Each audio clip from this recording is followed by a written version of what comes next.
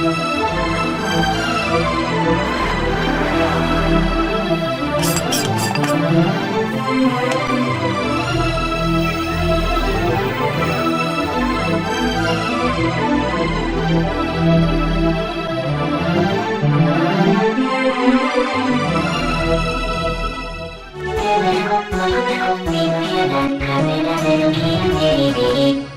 んばんは、ボスケです。今回の動画の前にね、多分2、3本ぐらいね、変な動画回しちゃったかもしれないですけれどね、それにはちょっと理由があって、今回紹介する FOT85 の作例ね、あれを作るのにね、撮影自体はね、4日目で終わったんですけれど、画像処理ってやつですかね。あれをね、ちょっとやっぱりね、苦戦したところもあって、より良いものをお見せしたいということで、ちょっと時間をね、取らせてしまったかもしれないです。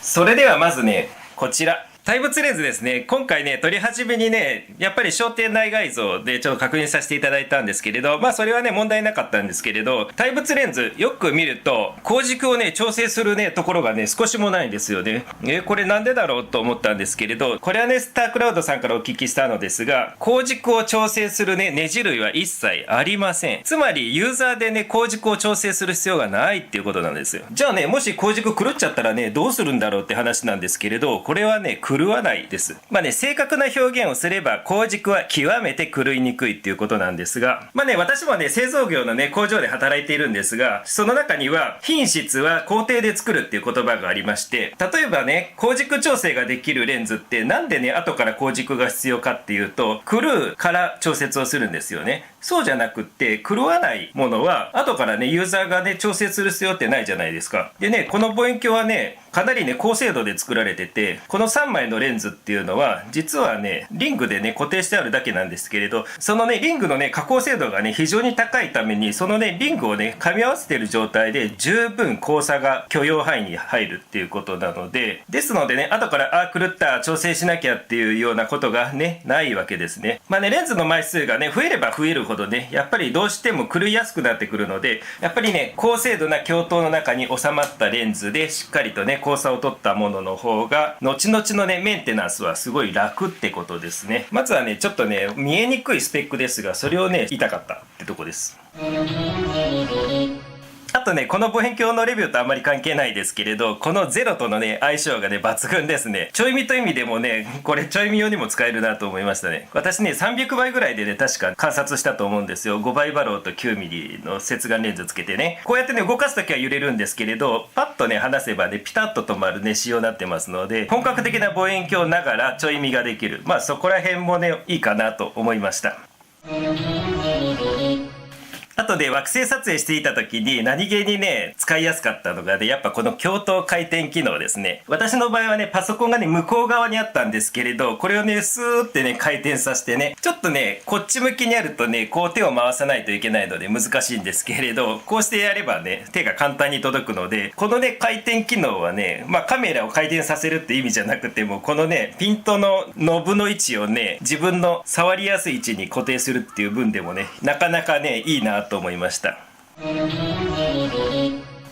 あとはやっぱりね、これですよ、これ。ラック&ピニオン。こういうギアの部分ってね、異なる2つの金属で使われてることが多いんですが、これはね、見た感じ、真鍮が使われてますね。非常にピッチが細かいでしょ。で、斜めに入ってます。こうすることによって、バックラッシュ、ラック&ピニオンのね、一つの欠点でバックラッシュってのがあるんですけれど、これをね、最小限に抑えてます。5倍バローで惑星撮影した時でも、バックラッシュっていうのは、ほとんどね、感じられませんでしたので、これはね、非常にいいなと思いました。結構ね、いいわ、その話は。で、あとはね、ピントの山っていうのがね、すごいわかりやすかったですね。先日お見せしたね、この周査図からもわかる通り、ピントのね、合う位置がね、各色、それぞれね、ビシッと決まってるでしょ。まとまってるでしょ。ですので、ピントが合うと思ったら、あったって感じでね、スーッとね、ピントが収まります。ですのでね、そのピント合わせっていう部分は結構ね、撮影中にね、結構やきもきするところなんですけれど、そういうイライラっていうのもね、この望遠鏡のおかげでね、かなりね、軽減できます。なのでそのピントの山がはっきりしているっていうところとね、ここのね、加工精度ですかね。この2つのおかげでね、だいぶね、惑星撮影がね、楽だなと思いました。あとね、欲を言えばね、やっぱり、延長灯っていうのはね、必要になってきますので、眼視でね、天頂プリズムを必ず使うっていう方は別ですが、例えばね、惑星撮影するときはね、そういう点頂プリズムは不要ですので、せっかくね、見栄えのいい望遠鏡なので、このデザインに合った延長灯があるとね、いいかなと思いました。ちなみに私が今つけてるのは、これはね、高橋のね、FC100D についてた延長灯を流用しています。それではね、実際ね、撮影した映像に入っていきたいと思います。こちらをご覧ください。実はね、惑星撮影のね、この画像っていうのは、縦横ね、500ピクセル未満ぐらいの小さなね、サイズで撮影してますので、今回ね、やっぱね、YouTube のね、1920×1080 っていうのはちょっとでかいんですよ。ですので、本来はね、もうちょっと小さい画像になると思うんで、ちょっとこっちに切り替えましょう。これが本来のね、画像のサイズですね。でね、昔ちょっと議論があったのは、どれだけのね、拡大率で惑星をね、撮影したら一番綺麗に映るかっていうね、ものがあったんですけれど、一応ね、私の中ではね、もう結論付けていまして、F40 ですね、木星は。で、土星はもうちょっと明るめの F30 かなと思ってます。大体この映像はね、5倍のバローレンズつけてまして、5倍のバローレンズにね、こういったね、ADC をつけてるので、この分だけね、もっとさらに拡大されます。ですのでね、きっと、6.5 倍ぐらい。ですのでね、F6.6 に対して 6.6 倍なので、だいたいね、F40 いくつぐらいになると思うんですが、ちょっとね、土星に対してはね、だいぶ厳しい F 値となっています。で、これがね、土星の映像ですね。やっぱね、それなりにね、厳しめのね、画像にはなってるんですがね、これはね、やっぱ口径が 85mm っていう部分で仕方がない部分であるんですが、これのね、ゲイン値がね、実はね、400。反射望遠鏡で土星をね、映すとね、ゲインはね、300ぐらいに抑えたいのかなっていうのがね、私の経験上あったんですが、これはね、400でもね、表面の模様だとかね、くっきりと映ってくると。屈折望遠鏡というか、このね、FOT85 のコントラストの高さがね、よくわかると思います。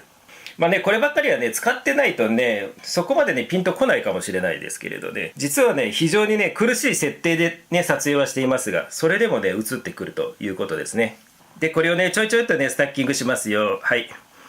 でね、スタッキングするとこんな感じになります。ちょっとね、小さいですよね。これはね、先ほど言った通り、元々のね、サイズがね、500ピクセル未満なので、これぐらいのサイズになります。ただね、今回せっかく YouTube なので、もうちょっとだけね、拡大させてください。はい、ドン。画面近くで見るとね、ちょっとぼやっとした映像にはなると思うんですが、普通にね、テレビぐらいの距離で離れてみると、このぐらいのね、迫力がね、一番いいような感じがします。ただね、これだけ YouTube のでっかい画像で、ここまで拡大しても、ノイズがね、そこまでね、気にならなくって、ある程度ね、シャープに見えるってことは、これはね、もうやっぱ口径 85mm では今までの撮影ではなかったことで、ただね、何度も言ってる通り、これね、ゲイン400というね、このカメラではね、結構厳しい値で撮影してますので、例えばね、高感度でね、撮影するとね、あんまりね、色の表現っていうのがね、よく出てこないんですけれどね、これは非常によく出てて、例えば土星のこの青っぽい部分、これって何て言うんでしたっけ？ここの部分、このね、模様をね、ここまでね、映し出せるのはすごいなと思いました。やっぱりね、2枚玉のアップクロマートと3枚玉のアップクロマート、それのね、差がね、非常に出てるかなと思います。色収差っていうのもね、全然ないのでね、例えばね、アクロマートの場合は、ピントがあったところからちょっとね、赤が離れてるので、赤に合わせてみようかなというね、そういうね、変なテクニックがね、必要だったんですけれど、このね、FOT85 を使えば変なテクニックは一切必要がなくって、赤も青も緑も全部ね、同じところにね、合唱しますので、そういったものはね、やっぱり映しやすかったかなと思いますね。でね、やっぱりね、木星の模様もね、コントラストがね、非常に高かったので、ピント合わせるっていうのもね、非常に楽だったですね。もちろんね、天体望遠鏡っていうのはね、口径に比例してね、性能が良くなるんですけれど、FOT85 でね、ここまでのね、性能を引き出せるってことはね、次 FOT ね、104とかね、欲しくなっちゃいますね。でね、今回は惑星を例に、この FOT の85のね、素晴らしさをこうやって話させていただいてるんですが、もちろんね、これでね、惑星を見るのは最適ですよと、そう言ってるわけじゃないです。この望遠鏡の素晴らしさをちょっと惑星を使って説明してるってことなので、例えばね、二重星を見たり、他のメシ衛星団を見たり、例えばね、星夜撮影をしてみたいなと、そういう時でもいいと思うんですよ。これだけのね、性能があればね、他の目的にね、転用してもね、非常に楽しめるんじゃないかなと思います。簡単にまとめてしまえば、コントラストが高いので、高い原因を攻めれるっていうことと、あとはシャープなので、強拡大が楽しめるっていうことですね。この2つじゃないですかね、やっぱり。で、今回はね、FOT85 のね、性能をね、レビューするっていうことなので、どのように撮影して、どのような画像処理をしたかっていうね、そこら辺のデータに関しては、最後ね、5秒間ぐらい出しますので、ちょっとね、一時停止してご覧ください。ということでね、今回木星と土星を使ったね実使用レビュー、これで終わりたいと思います。ご視聴ありがとうございました。